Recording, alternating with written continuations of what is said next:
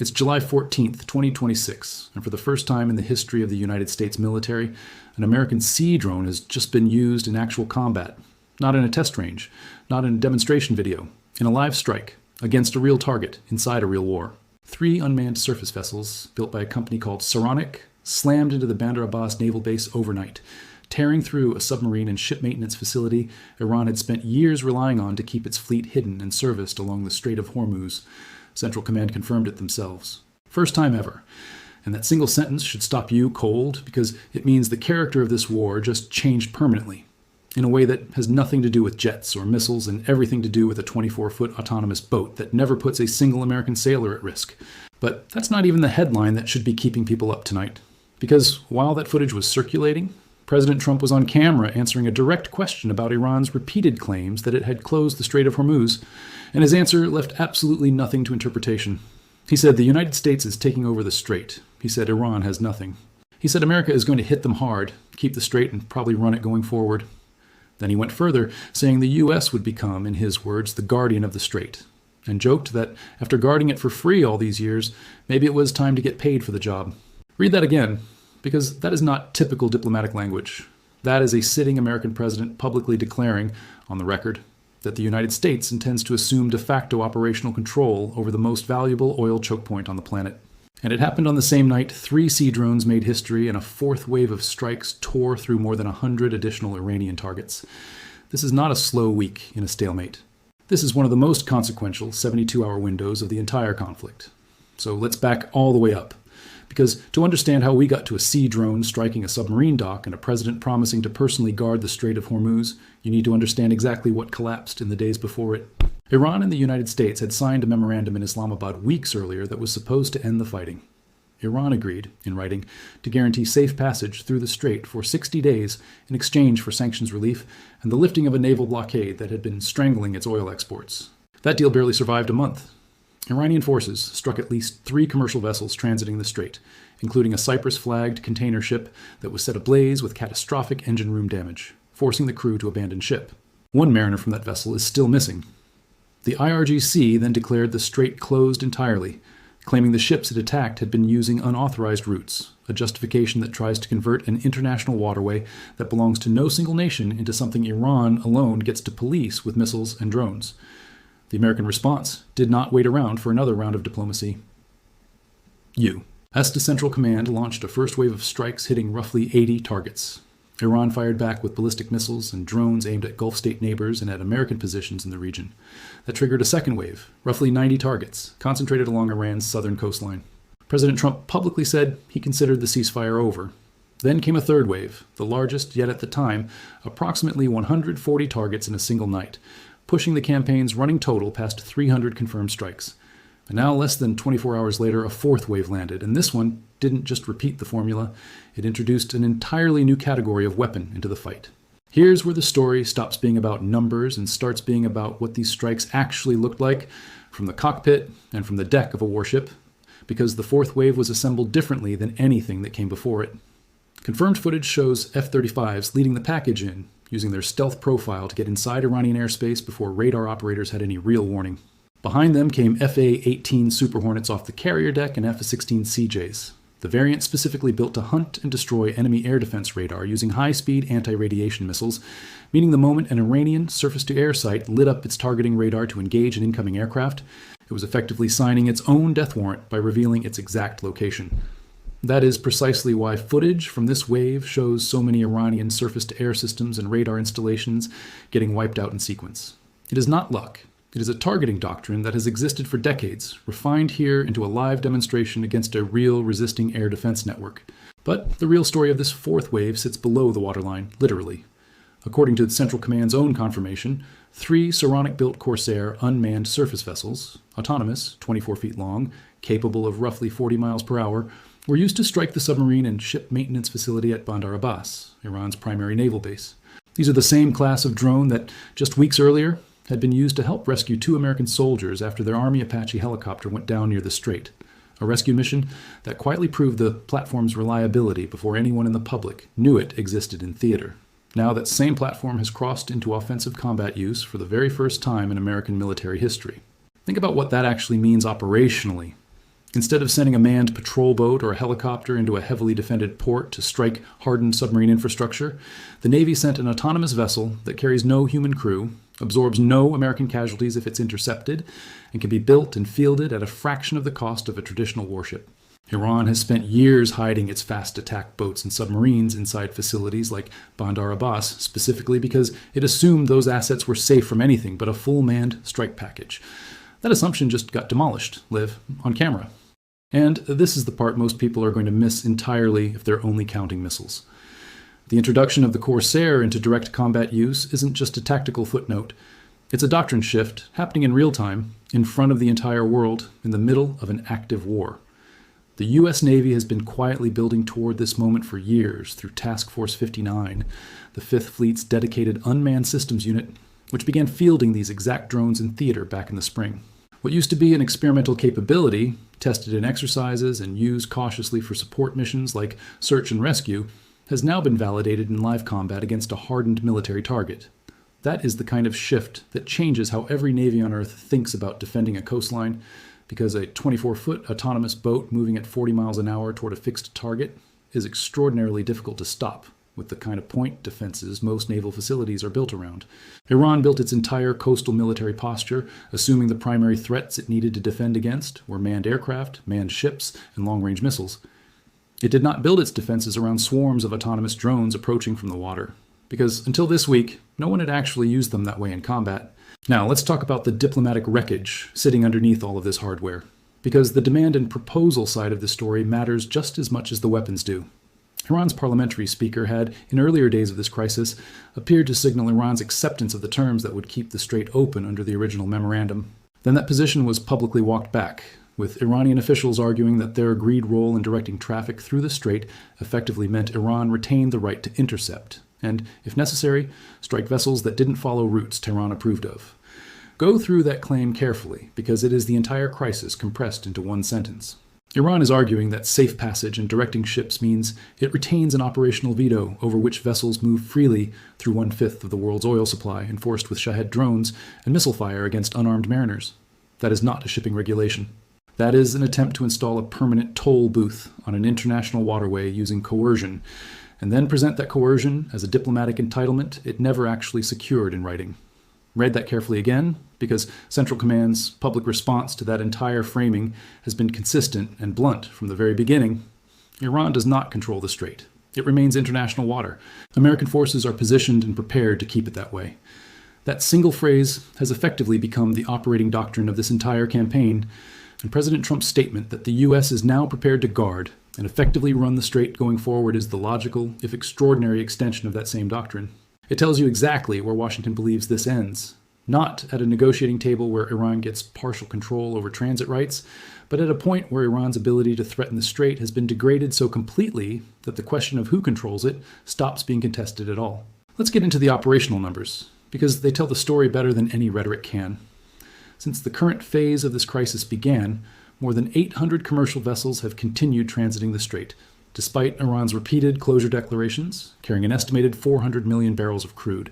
4 consecutive strike waves have hit roughly 80, 90, 140, and now dozens more targets respectively, pushing the campaign's confirmed total well past 350 Iranian military sites struck since the tanker attacks began. Iran holds an estimated 2,000 to 6,000 naval mines and the majority of its small boat and mine-laying fleet. A real capability that keeps war risk insurance premiums elevated and keeps every ship captain transiting that waterway on edge. But by Iran's own admission through state media, and by independent battle damage assessment from strike footage, a large share of the ballistic missiles and drones it has launched at Gulf state neighbors and American positions have either been intercepted or have simply failed to reach their targets.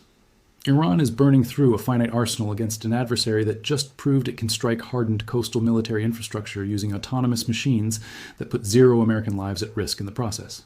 That leads directly into the 3-track convergence that's actually driving this crisis toward its current breaking point, because none of these pressures are operating in isolation anymore. The financial track saw the United States revoke Iran's temporary oil sanctions relief within weeks of it being granted, the moment Iranian forces violated the safe passage terms they had just signed, stripping Tehran of the exact economic benefit it had negotiated for. The military track has now escalated from conventional airstrikes into an entirely new domain of unmanned surface and aerial one-way attack systems, meaning Iran now has to defend against threats approaching from the sky and the sea simultaneously, using technology it has no comparable answer for. And the psychological track has shifted from cautious diplomatic language into blunt public statements from the American president himself, declaring outright that the U.S. intends to take over guardianship of the Strait, rather than continue negotiating around Iran's claims to it. Financial leverage gone, military capability being dismantled in real time, and a public psychological posture from Washington that leaves Iran's leadership with almost no room to claim any version of victory in front of its own population. When all three land together in the same 72-hour window, the effect isn't additive, it's compounding, and it's compounding fast. So who is actually driving decisions inside Iran right now? Because this is where the internal contradictions become impossible to ignore. Iran's civilian government, led by President Masoud Pezeshkian, signed the Islamabad Memorandum and is nominally responsible for honoring its terms.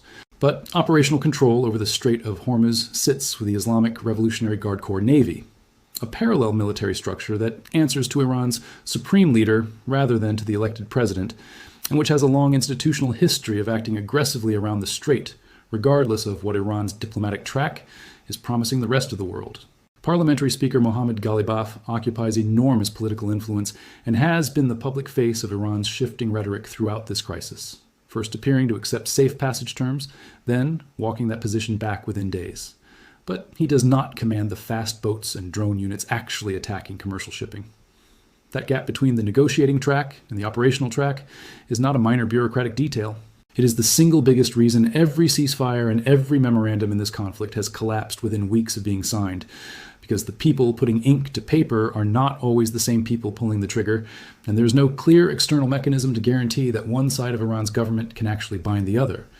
Now for the honest, strategic assessment, stripped of both governments' official framing. Iran's ability to enforce its own closure declaration is shrinking by the day. The strait has not functionally closed at any point during this crisis, evidenced by the continued flow of hundreds of vessels and hundreds of millions of barrels of crude, protected along a widened southern corridor that American and allied naval forces have been actively managing since late June.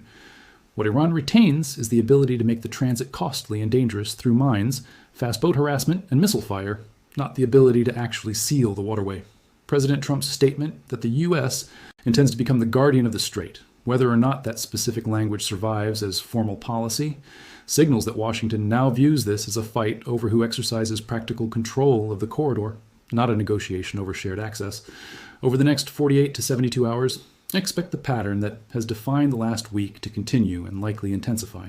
Additional strike waves targeting whatever coastal military infrastructure Iran has left standing. Continued use of unmanned systems, both aerial and now maritime, expanding the scope of what can be struck without risking American personnel. And continued Iranian missile and drone launches at Gulf neighbors, a capability that remains dangerous even as its overall effectiveness continues to decline against layered American and allied air defense. Here's the structural risk that actually matters more than any single night's target count. It is the fragmentation inside Iran's own chain of command. Even if Pezeshkian's government wanted to genuinely de-escalate, there is no guarantee the IRGC Navy would comply, because that force has its own institutional interests in maintaining coercive leverage over the strait regardless of what Iran's diplomats agree to on paper. That uncertainty is exactly the kind of condition that produces miscalculation. A single accidental engagement between an Iranian fast boat and an American vessel, a single sea drone or missile that behaves in an unexpected way inside a crowded shipping lane, a single Iranian commander deciding to escalate on his own initiative because he doesn't trust the negotiating track his own government is running. Any of those scenarios could spiral well beyond what either side's political leadership actually intends. That is the variable serious analysts are watching right now, far more than the daily strike totals. Before the global roundup, there is one piece of news from this week that deserves to be acknowledged with the weight it's due, rather than folded into the churn of daily military updates. Senator Lindsey Graham of South Carolina died late Saturday night at the age of 71, following what his office described as a brief and sudden illness. Preliminary findings from the District of Columbia medical examiner attributed the cause of death to an aortic dissection related to underlying cardiovascular disease. Graham had served in the Senate since 2002 and had become one of the chamber's most prominent voices on foreign policy and defense matters, including the current Iran conflict, and was widely known as one of President Trump's closest allies in the Senate.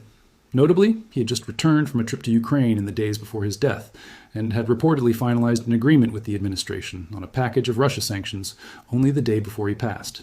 His death removes one of the most consistent and vocal defense hawks in Congress at a moment when this exact conflict is escalating, and it is worth sitting with that fact rather than rushing past it.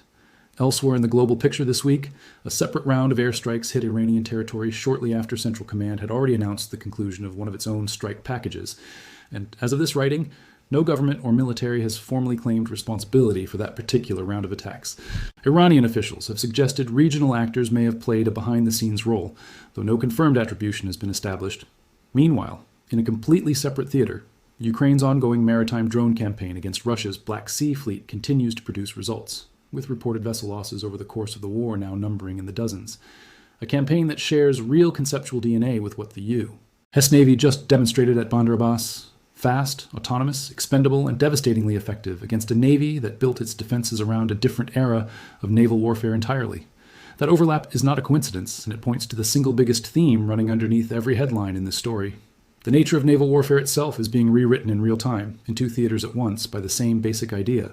Small, autonomous, low-cost platforms are proving capable of doing what used to require expensive manned ships and aircraft, and every navy on Earth that has not adapted its coastal defenses to account for that shift is now operating with a dangerous blind spot. Iran built Bandar Abbas to withstand jets and missiles. It was not built to withstand a swarm of 40-mile-an-hour autonomous boats approaching from water it assumed was safely its own. Russia's Black Sea fleet made the same assumption about Ukrainian sea drones years ago, and it has paid for that assumption repeatedly ever since. So where does that leave things as of tonight? The Strait of Hormuz remains functionally open, patrolled and increasingly dominated by American and allied naval power along its southern approach, while Iran continues to insist publicly that the opposite is true. 4 strike waves and counting have dismantled a significant share of the coastal military infrastructure Iran depends on to make its closure threats credible. A new class of weapon has entered American combat use for the first time in the nation's history, expanding the range of targets that can be struck without risking a single American life. And the President of the United States has now said on the record that America intends to guard and possibly effectively run the very waterway Iran has spent this entire crisis claiming as its own. Whether that ends in some version of the shared corridor compromise regional mediators have been quietly pushing, or in a 5th, 6th, and 7th wave of strikes that finish the job the first 4 started, is not yet decided. What is clear is that the gap between what Iran is claiming about the Strait of Hormuz and what its own military can actually enforce has never been wider. And every hour that gap continues to widen is another hour in which the balance of power along that 21-mile stretch of water tips further away from the country that just told the world it owned it.